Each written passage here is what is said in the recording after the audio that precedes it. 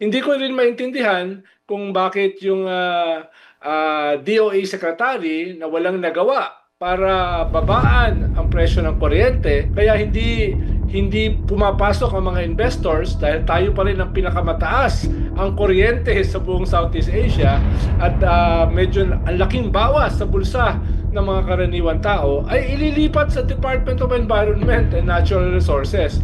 Ano Unahin nga natin yan. Yung mga mamaya na natin ipipredict kung sino bang susunod na matutsugi, ano. Yung existing muna. Satisfied ka ba sa ginawang rigodon, sa ginawang pagbalasa ng presidente, secretary na o retained ang economic manager sa si Lutilia sa energy, punlagay natin sa DNR. Ay, yung mga ganong bagay, doon muna sa retain. Tama ba yun? I-retain mo yung economic managers mo? Well, parang may mali dahil isa sa problema ng bansa yung ating ekonomiya, yung ating pangkabuhayan. 'Di ba yung mga growth targets dati 7%, tapos naging 6%, tapos ngayon naging 5%. Hindi ko na alam kung anong percent yung bagong economic target. Tapos record high yung self-rated poverty, no? 63%, the highest in 2 decades. Starvation, tumataas din, no? 28% yung involuntary starvation. Tapos yung ating food inflation ay isa sa dahilan kung bakit bumaba yung approval rating ng presidente. So sana naman lang meron siyang isang isakripisyo para hindi siya sisi. Dahil kung hindi niya babawasan yung economic team, hahampas sa kanya yung responsibility kung bakit ganyan yung ating ekonomiya. Hindi ko rin maintindihan kung bakit yung DOA Secretary na walang nagawa para babaan ang presyo ng kuryente, kaya hindi pumapasok ang mga investors dahil tayo pa rin ang pinakamataas ang kuryente sa buong Southeast Asia at medyo ang laking bawas sa bulsa ng mga karaniwang tao ay ililipat sa Department of Environment and Natural Resources. Ano kinalaman niya sa DNR? Sabi nga ni E.S. Bersamin, kaya natatanggal itong mga ito ay dahil sa inefficiency at incompetence and possibly corruption. Bakit ililipat? No? Pero teka muna, i-correct muna kita. Sek, i-correct mo na kasi yung sinabi mo kanina na pinakamataas tayo sa Southeast Asia, yan ang tanong ko sa press ko. Naalala mo pa, nag-brown out sa Mindanao press. Yan ang tanong ko sa kanya mismo kay Lutilia. Mali ako kasi hindi na raw tayo yung highest sa Southeast Asia. Kasi na? Singapore ang highest. Pero parang ang layo naman ang standard of living sa atin ng Singapore. Definitely. Parang agwat yan between Doris Bigornia at saka Ronald Llamas Grabe siya, kabuhayan, no? Parang hindi maganda yung sagot niya na Singapore ang pinakamataas. Parang sinabi mo na, uy, mas mataas sa atin ang Japan. No, sa kuryente, no, layo ng kanilang kabuhayan, ang layo ng kanilang growth level, no? So hindi, pero diretsuhin natin. Kung ikaw tatanungin, mali ang paglilipat kay Lutilia sa DNR? Definitely. Dahil ba't ba siya tinanggal sa environment, sa energy? 'Di ba? Bakit siya tinanggal?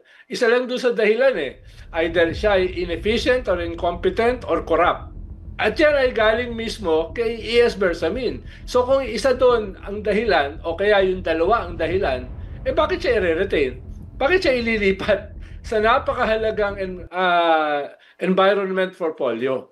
No? Ikalawa, usually magkaiba yung ethos ng energy at saka ng environment. Dahil yung energy kasi, ang ginagamit yan, fossil fuel, na environmentally ay tapos ilalagay mo siya sa DNR. Kaya hindi ko maintindihan, ano ba yung kanyang wherewithal? Ano yung kanyang skill set para ilipat doon? So ano ba ang sabi ng mga bubwit mo? Bakit na-retain at nailipat pa?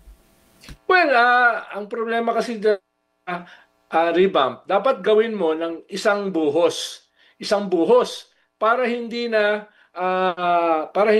maging bukas ka sa other pressure. Pero siyempre yung mga cabinet secretary, may mga backer yan. Yung mga cabinet secretary, meron yung mga vested interest sa likod. Kaya kung gagawin mo yung revamp at isang buhos na lang, no, hindi na siya masasubject sa mga pressures. Ang problema ngayon dahil patsi-patsi or by increments yung revamp. Halimbawa, bukas magkakaroon uli ng revamp.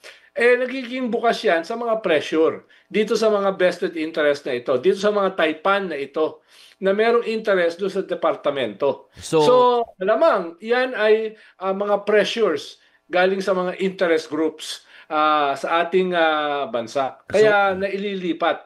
Yeah. No? So bukas Kaya ay pampalubog loob. Yeah. No? Pampalubog loob. Dahil halimbawa, malinaw na si Energy Secretary Lotila, dati ang empleyado sa isang company na involved sa energy. At yung company na yan ay very powerful, no? Yan nga yung pamilya yata na yan ay mismong siya yung private sector representative for a long time dito sa ating gobyerno. Kaya malamang yan yung nagbigay ng pressure para siya ay malipat. Okay, so bukas ulit meron daw pangalawang bugso ng Balasan Partner. So anong sabi naman ng bubuit mo? Sinong in, sinong out?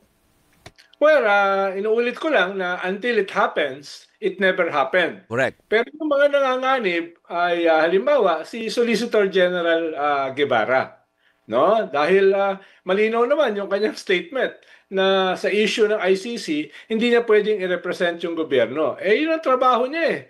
I-represent yung gobyerno tapos aatras ka. Ibig sabihin, yung loyalty mo ay hindi sigurado kung ito ba ay sa kasalukuyang presidente o sa previous president, no? So, yan yung kaya nanganganib siya. Tapos siya pa yung nagsampa ng kaso dito sa korte para bawiin yung acquittal ni Laila de Lima, no? So bakit niya ginawa 'yon? So isa yan sa nanganganib, no? Ikalawa, hindi ko alam kung bakit, mabait naman at saka malinis, si Hans Kakdak. Talaga? Si Hans Kakdak nanganganib. DMW? No? Maayos naman yung performance noon. Correct. No? Pero ang problema kasi nila kay Hans ay tahimik. Di ba? No?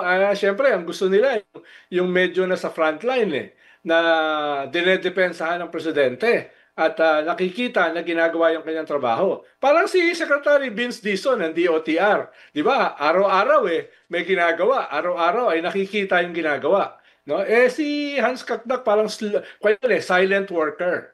No? Pero kilala ko yan. Mabait yan at saka malinis. Pero siya ay nanganganib. No? Nanganganib din yan. Sino pa? Ikatlo, isa pang nanganganib, sila Guesma.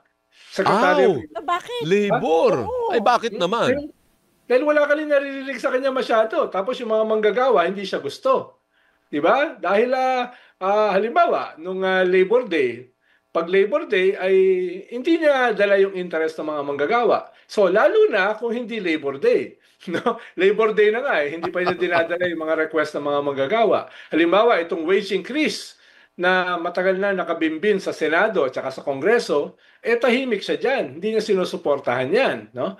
So, at hindi mo rin siya nakikita sa kalsada na dinedepensahan ng presidente. So, para siyang bagahe sa presidente, lalo na sa mga karaniwang manggagawa. Kaya nangangalib din siya. No? Si Artes daw, may nagpapatanong.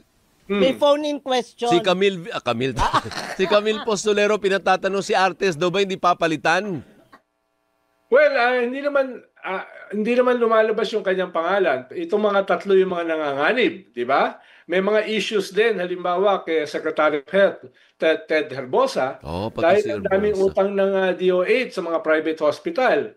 No? Tapos, katulad ni Secretary Loizaga Yulo, ay puro din ang biyahe nitong si Ted Herbosa. Dapat nandito ka hinaharap mo yung problema sa kalusugan. So yan yung mga nanganganib. Si Artes, hindi ko pa siya naririnig. Si Secretary J. Ruiz, may naririnig ka ba kay Secretary J. Ruiz? Well, siyempre, isa sa problema ng gobyerno ay messaging. Kaya yung PCOO, nakailang palit na ba? No? Nakakatatlo, apat na palit na. From Trixie Angeles to Cheloy to Chavez, di ba? Tapos ngayon J. Ruiz. Kaya hindi ko naman naririnig na nanganganib siya. Pero siyempre, yan yung isa yata sa pinakamaraming napalit na cabinet secretary. Dahil yan yung pinaka-problema ng gobyerno, messaging, narrative building. Lalo na engagement sa mga Duterte. No? Kaya baka sinisisi siya dito halimbawa sa pagbaba again ng approval rating ng presidente. Lumabas na yung Pulse Asia, di ba? Oo. 30% si PBBM, 50% si Sara, at 63% si ex-President Digong. Usually, ang sinisisi dyan, yung communications head.